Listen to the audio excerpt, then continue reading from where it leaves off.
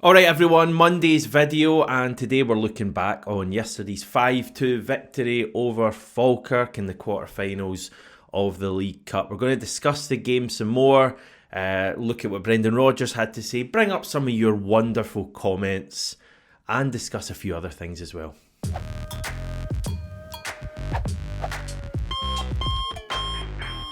Stevie joined me in the match reaction shortly after full time yesterday from The Garden at Celtic Park. If you've not checked that video out yet, it is linked at the top of the screen right now. And yeah, verdict on yesterday's game is probably not too dissimilar from your own. I thought it was a largely disjointed performance from Celtic. Clearly, Brendan Rodgers making 8 changes from the midweek win over Slovan Bratislava was a pretty big factor. I think Falkirk playing really well and being confident, having won so many games in a row themselves, was a factor in the match as well. And it made for a really entertaining cup tie. In the end, we came out on top. It was all fine, no damage done. I think a few players struggled in the game yesterday. We can discuss that. Not just the guys who came into the team, to be honest. I mean, I said that there was 8 changes. The 2 outfielders that kept their place from midweek, Rio Hatate and Cal McGregor, were both really poor yesterday, I thought. So it wasn't just a case of the new guys coming in and not performing. It was just generally a poor performance from the players that started. Luckily, we had the likes of Nicholas Kuhn, Arne Engels to come off the bench. Obviously, Adam Ida, who started the match, had a big impact in the game as well.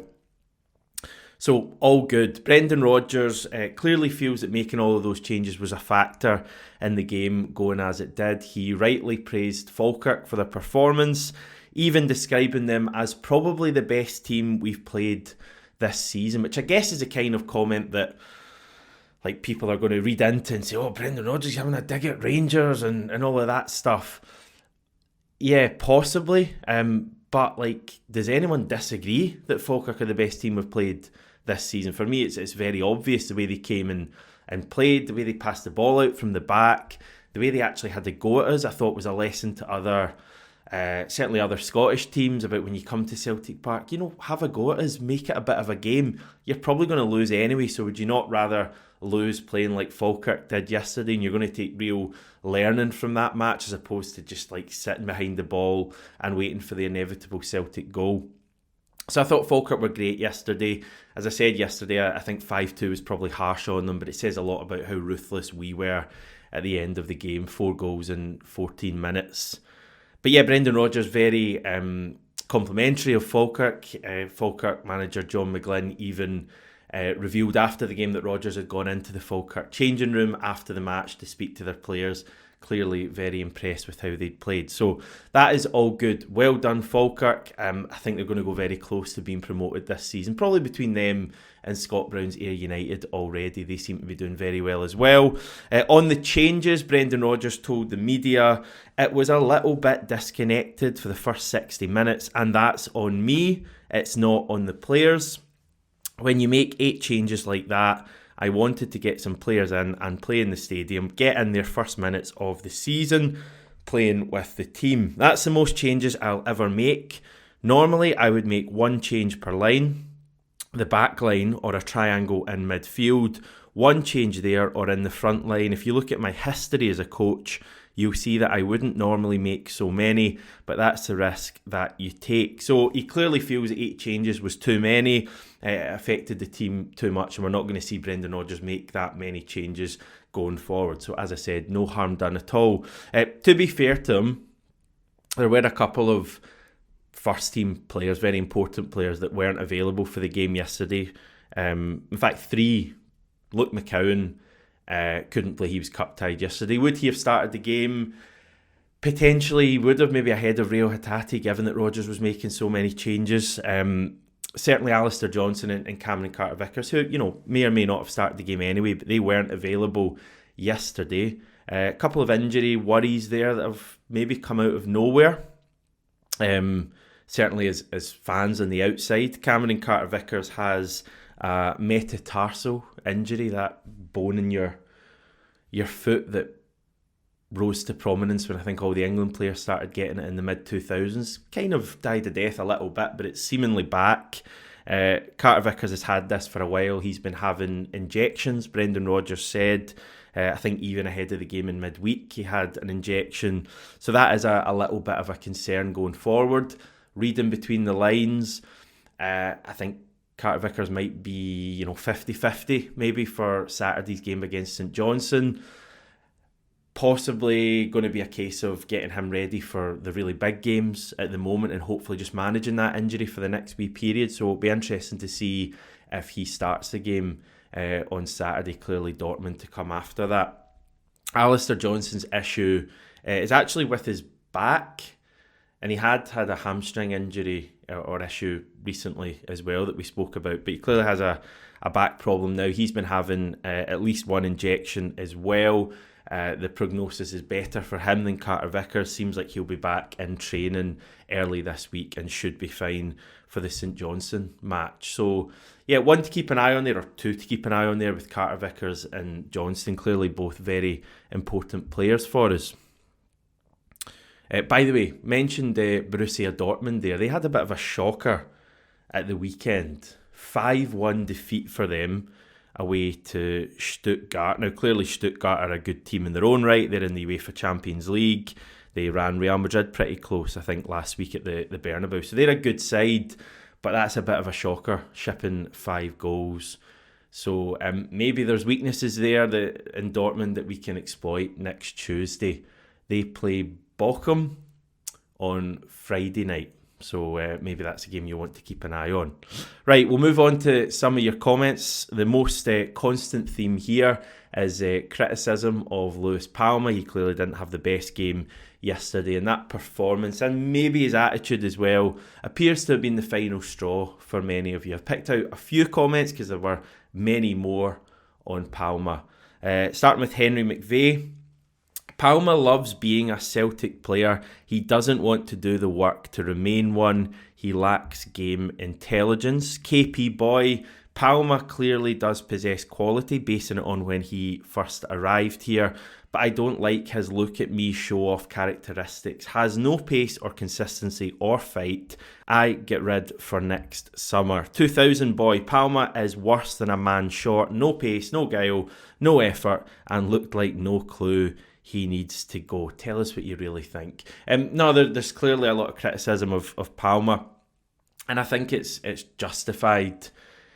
I felt like yesterday was a big opportunity for him. I don't know about you. I didn't actually think that Palma would start the match. I felt that maybe it's just because Dyson Maeda has this this battery that never seems to drain at all, and you just kind of assume that Maeda's going to keep playing matches and because he's so important for us.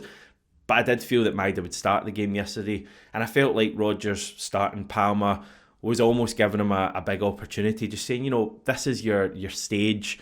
Go out. I've not lost faith in you yet. Go and perform. Give me something to think about. And the thing for me, you look at yesterday's game at Celtic Park, good pitch. You're playing against lower league opposition. I know they're a good team, but it's in the cup. It's not necessarily a game with lots of pressure on it, and you're being given a start. All of that was there for Lewis Palma yesterday to put in a really good performance and give Brendan Rodgers something to think about. And I don't know if you remember, but I think right at the start of the game, the first thing he did was this brilliant outside of the foot pass for Adam Ida. And I was looking at that thinking, right, okay, this could be a good performance from Palma because clearly he's going to be confident after that. But it just didn't come to anything at all. He's just pretty slow, pretty ponderous, and I think it's very noticeable as well because the likes of Nicholas Kuhn and Dyson Maeda are so quick and direct in what they do, and it's such a weapon for us and has been so far this season that when you see Palma just kind of sizing up a defender and passing the ball back inside or trying a shot from 35 yards that's blocked, it just becomes very obvious how slow and ponderous he is. So yeah, it's a difficult one for Lewis Palma yesterday. I'm not sure he's going to be given such a big opportunity again going forward. He's probably going to get chances off the bench, but he's going to have to do something special now, I think, to get the support back on side and most importantly get Brendan Rodgers back on side, because Rodgers can't have been impressed with what he saw. And I think there's an argument with the way Hyun-Jin Yang played when he came on to to say that Yang is possibly ahead of Palma now in the pecking order. Time will tell. And I'm actually not a fan of Yang. I don't personally think there's a Celtic first team player there. I don't think he has the kind of quality in terms of, his decision making and his shooting and his finishing and all of that stuff. But there is no doubt that he looked far more lively than Palma yesterday. I mean, I speak about comparing Palma to the likes of Kuhn and Maida. Compare him to Yang yesterday. I think one of the first things Yang did when he came on was he kind of went on that run and got it back and had a shot, straight to the keeper. But at least it was something, and it was something that Palma hadn't shown all match. So personally, I'm not massively sure on either of these guys, Yang and Palma. But Yang at least showed us something yesterday. Palma didn't at all. Just on that subject, Faddy24 saying, I'd have Yang ahead of Palma. I think Palma will be on his way out in the January transfer window. I believe Yang will come good, fast, direct, but needs to be more productive in terms of assists and goals. You would be a bit concerned if we were to get injuries to Daizen Maida and Nicholas Kuhn at the same time. I think if one of those guys was to get injured, as is clearly going to happen at some stage, James Forrest is for me more than good enough to play on either side. But I think if both Maida and Kuhn were to get injured at the same time, you'd be looking at one of Palma or Yang coming in. As I say, I'm really not convinced in either. But based off yesterday, it would probably be Yang I would have. So that's certainly a bit of a concern. I think in January, you would be looking at the club to sign another winger. I think there's a fair chance Palma does move on at that stage. I know people are talking about the MLS. I don't know if that's just because he's from Honduras and was such a star when we played in the States in the summer. But I could see that happening. Right, Matthew. Valle was sold out by Palma. I've been a massive supporter of Palma, but he was so lazy today. With Maida in front of Valle, he will shine. That said, Taylor was solid when he came on. Yeah, maybe I'm being a little bit critical. I was just expecting a bit more from Valle yesterday. I take the point on board that he had Palma in front of him. I know that's a point that Stevie wanted to make. And yeah, I think if he had Daizen Maida in front of him, we'd quite possibly have seen a better Valle. I don't think he was horrendous or anything like that. I just didn't think it was a particularly great debut. Did well for the Bernardo goal with a lovely flick on. And there were signs of him inverting, which I thought was promising. Just reminded me a little bit of Bernabe, just based on that performance, bit of the weak defending. But, maybe that's something he'll learn from going forward. I think it's very obvious, though, that Greg Taylor is our left back, our first choice left back, and he will be for the Champions League games. And that's a point I've felt all the way through. But yeah, stuff to work on for Valle. I'm sure we'll see him playing again soon. On Austin Trusty, Sean McLaren saying, thought Trusty looked good to be fair. Think he'd be solid if we brought him into the first 11. Valle wasn't great, but think he deserves a few more run-outs before we judge him too harshly, because I thought Palma was pretty terrible in front of him. Yeah, Palma not escaping anyone's thoughts after the game. Kuhn and Engels immediately showed they are undroppable. I thought Trusty was alright as well. Thought he was a little bit shaky early on in the game. Couple of loose passes, couple of under-hit passes. But again, it was his first game in a number of weeks or months. And I did feel he grew into the game as it went on. I'm just interested to see where he goes from here. If Carter-Vickers does have an issue that's going to keep him out of the odd game going forward, then that might be an opportunity for Trusty to play some matches alongside Liam Scales. But again, a bit like Greg Taylor, I think for Dortmund next week, you're looking at Carter-Vickers and Scales. Now, is that a concern that we've signed Valle and Trusty and we're already thinking, Taylor and Scales look maybe better at this point? Or is that just because those guys are only just in the door and maybe over time Trusty will prove to be the partner for Cameron and Carter-Vickers? I thought Trusty was all right yesterday. And I'd like to see more of him. I think he looks to be pretty good in the ball, which is something that we heard. He's obviously left-sided as well. And it can't be easy at all just coming into a game like that. And also like coming in alongside another centre-back, Stephen Welsh, who's not played a lot, a left-back who's not played a lot, a right-back who's not played a lot. I think it was difficult for that defence yesterday, so I'm prepared to cut them all a little bit of slack. But yeah, I think we'll see a bit of trusty going forward with this Carter-Vickers issue.